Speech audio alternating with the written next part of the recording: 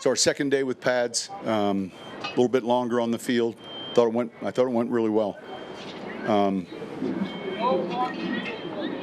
I think by and large, when you watch us, we're at this stage. I think we're in pretty good shape.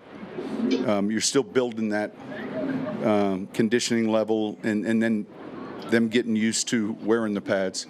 Any questions? Coach, why was it important to sign Courtland to the extension that you guys did? Oh, for so many reasons. Number one, he epitomizes like what we're looking for, and then you match that with his play, and just each box you're checking: leadership, work ethic. I'm excited for him and for the club.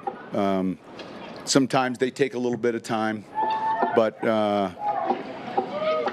I think throughout the process, there was never that feeling like it wasn't going to get done. It was just a matter of when. What does he mean for the young guys? Well, he's one of those guys. He's been a captain. If he didn't say a word, the young guys watch his preparation and his work ethic. But yet, obviously, his experience with all of those players. But it really starts with his preparation in here, onto the field. He's everything you want in a pro. When you arrived a couple of years ago, was there a certain moment that you said, this is a guy that is what we're all about, or was it I think it was early on.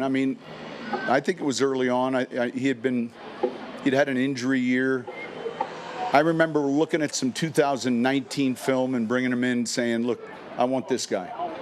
Whatever your weight was that year, oftentimes, if we're not paying attention, a player in a skill position will gain additional weight, and I don't know that it's always a good thing, but just his consistency, and he reminds me of a number of players I've coached, and I'm glad we have an opportunity to coach him. Sean, as you watch, I was just going to ask you, and you just referenced it. What players are those in your mind? Marcus Colston was maybe a little quieter, but day in and day out, so consistent in their performance. And then in game days, they were very similar. They both played split end, strong hands in traffic, really, really good football instincts. That's one player. I'm sure there's a number of players, but when you get to know him, he doesn't have too many bad days, and those guys with the right energy, there's a lot to be said for that, because you're going to hit some tough times, and you're going to hit some walls during the course of any season, and he's one of those that is part of the solution always. As you saw Bo evolve last year, how did you see kind of Courtland and that relationship? Well, as the ex-receiver, as the split end, there was a consistent player there for him. We weren't developing the QB as well as developing a new split end, and I think not only the timing, but there's a confidence. There's all those things that go into his targets when covered, third down, a lot of things. And so, but overall, separating all the nuances from it, we're getting a player who's still young. He's smart, he's tough, he's reliable. He excels in a number of areas. And again, we're getting a leader. Big picture, day in and day out, what sort of benefit is it for this offense, maybe in particular, to go against the defense of this caliber? Listen, I think, there's that iron sharpens iron. I just finished talking about these physical practices and the necessity of what we're building and how we go about doing it. And I think it's fantastic, because it's a back and forth. There's going to be some days coming off this field that you guys will feel like one side of the ball maybe, and that's the ebb and flow of a training camp. But that competition not only offense and defense, but the competition within the position groups will bring us to a higher level. For a young running back like RJ, what does this do in terms of helping him learn pass pro against all of it? Yeah, I think for him specifically, the protections, the speed of the game. He had a run today that was something, and we kind of turned and looked at each other. But there's that learning curve for all of those young players. But and some of it happens a little quicker, maybe than others. But he's doing exceptional. Coach, how do you envision an ideal developmental plan for Caleb? Yeah, listen, that's a great question, and I think a lot of that is predicated on, all right, how much can he digest, then how's he doing it, and I don't want to ever set the ideal plan, because, look, I had a plan, I thought, for Jaleel, and he exceeded it, and, we were never going to get him to the practice squad 3 years ago. So a lot of it is, let's pay attention to this progress early on, and then let's build on it. But let's make sure the things we're asking him to do early are things we feel like he can excel at early. How do you look at the battles for the depth at safety? You got a lot of guys there: Key, Turner, Yale, Skinner, etc. Yeah. So often when we get down to these discussions, the kicking game plays a significant part in it. And so we're not there yet. Obviously, the pads have been on for 2 days. But it's, what can they bring to the game? And so we have experience there. We have youth there. It's the body of work eventually. Going back to last year, not one of the top 3 running backs was able to generate a run on the ground longer than 21 yards. I saw it was a run-heavy day. As a play caller, what's the key to unlocking more explosive plays on the ground? Yeah, listen, it's a great question, and we've got to be more explosive in that area. And so we first look at ourselves, the scheme, and are we doing it the way we want to, and then we're looking at who are we asking to do it with, and obviously we've added some players in the running back room, and we're going to be much improved in that area. Sean, can you give us any kind of update on Alex Singleton? Yeah, I think surgery today, and we're looking at on the thumb, and he'll be back, I want to say, I think tomorrow afternoon. And then, it's more about just the wound and the incision. You'll probably miss a week. Training camp's so different, Coach, than when you started, what you're allowed to do, right? Number of days in pads. How will you know if the running game is where you want it when the season begins? Is it mindset, and then you just got to see? Well, I don't. How do you know? I don't know. Even after week 1, we better be improving to week 2 and to week 3, and I think, we'll have an idea at the quarter pole where we're at. It's a good question, but. You go into that first game and as a head coach, you're anxious to see what areas excel, where do we need growth? And so I always talk about that first month of the regular season. There's that race that you're having with everyone else to improve. And I think when we get through those first 4 weeks, you guys, myself included, will all have a better feel for, hey, this is what we're seeing now. It looks positive, and I think, that's something that will be real important. Sean, you've got depth on the defensive line, obviously, but what is Savion Jones, just early impression, rookie trying to figure out the transition? Yeah. What has he brought to the table? Look, his length, playing at a major college, that transition for some of these players is not as drastic because of where they played. He's doing well, and we get a lot better evaluation now with these guys with the pads on. He's one of those guys that, man, through the OTAs and the on-ramp program, it's much more difficult to see, but he's doing well. Riley Moss is a tough job playing opposite. Excuse me? Riley Moss is a tough job playing opposite of Pat Surtain. How have you seen him embrace that as being a guy who's I think you saw it early last year in camp when he was competing for the job. There's a short memory with him. Not being afraid to fail and really putting it out there on the line each play.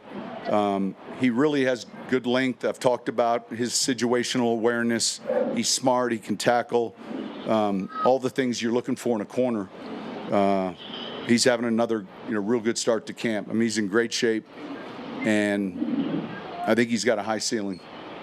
Bo was obviously such an impact when he was as a runner when he would scramble a year ago. I'm just curious, do you just kind of fully leave that to him, or is there ever kind of an audit of the volume of how much? No, I think the audit would be more in regards to protecting himself, at the end of those plays and the timing of when's it got to have it versus, so we're comfortable with it's a strength.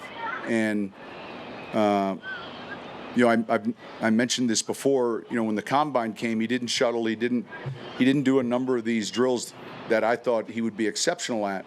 And later he told me he had a turf toe and it made sense. But when you watched him, you thought, man, this guy is tough to sack. And, he won a lot of downs for us last year with his feet. It's just being smart at the tail end. Could you have got him at 12 if he had done all those drills? I don't know that those drills would have changed. It's a fair question. I don't know that those drills would have changed where and how he was drafted.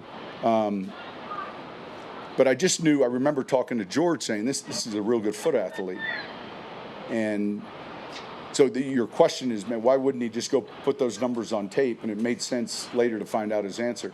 But I don't know that would have impacted. Good question. If he had run forward, whatever. Yeah, I'm glad he didn't. What was his reason why he didn't? He had a turf toe. Yeah. Sean, when you have with Bo, obviously you talked about what makes a quarterback tough to sack. The ball's in harm's way less when that's the case. But what makes a quarterback who doesn't put the ball in? Because he just hesitates. Yeah, I think so. We get back to the foot athlete, and so he's in less conflict sometimes, not as vulnerable because he can move. The quarterbacks maybe that don't have that foot speed get hit more. I think the processing is very important. That's the first sign for us of a heavily sacked quarterback is processing. And then I would say those awkward positions he throws pretty well from, the off-platform throws. Not the orchestrated ones that you see necessarily at the pro days, but literally the slight movement in the pocket, throw, the flush to the left, and getting your hips around, throw. He can deliver the ball in a lot of different areas, so he's a challenge to get to. And I've said this before, I think that statistic, that sack statistic, more often than not is a quarterback statistic than it is an offensive line statistic. And I think that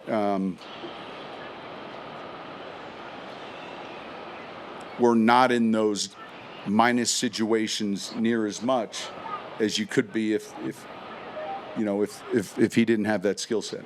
You talked about his processing. Is he a type of player where you tell him once and you don't have to tell him again? Or how is that? Yeah, but I think the reps help. Okay. Yeah, but I mean he gets it, and then it's just let me see it on the field and let's get it again.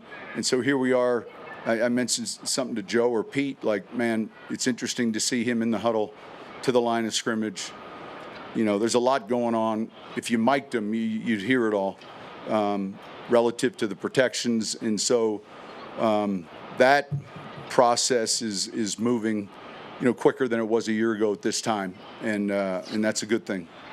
Coach, with the next to both Sanders and Singleton, Lavelle Bailey, a player that is getting that opportunity. What have you seen from Lavelle Bailey? Yeah, he's had a few good days, real good days.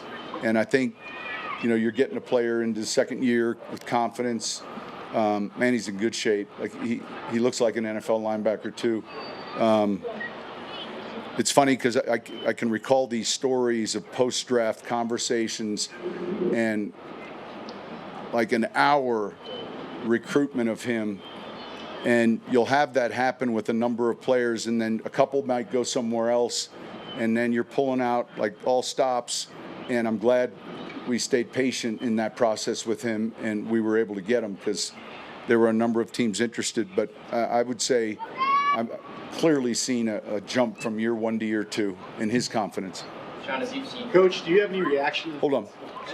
sorry, as you've seen kind of run game concepts evolve across the league the last few years, what is your philosophy kind of on the outside zone utilization changed at all?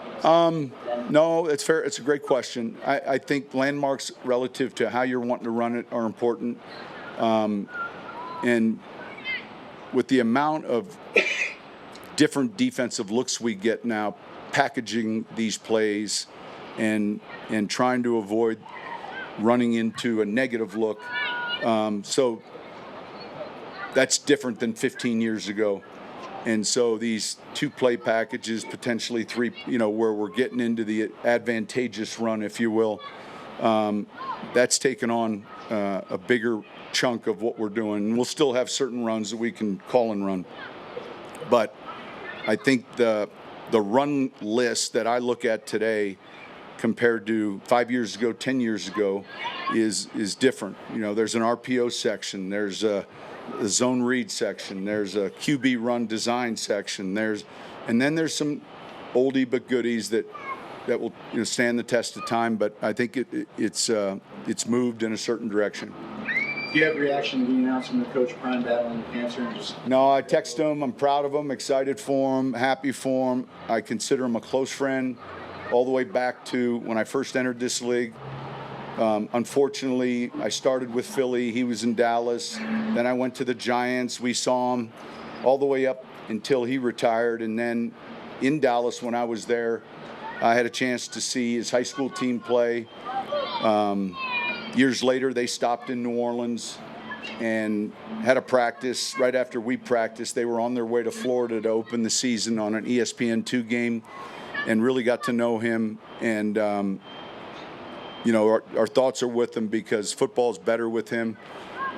Colorado's better with him, and it's impressive to watch him coach and teach. He was calling offensive plays at one point when I met him, and I kind of looked at him with a funny eye, but he enjoyed that. His son was like a sophomore at the time. But it was great news to hear yesterday, and I know we're excited for him.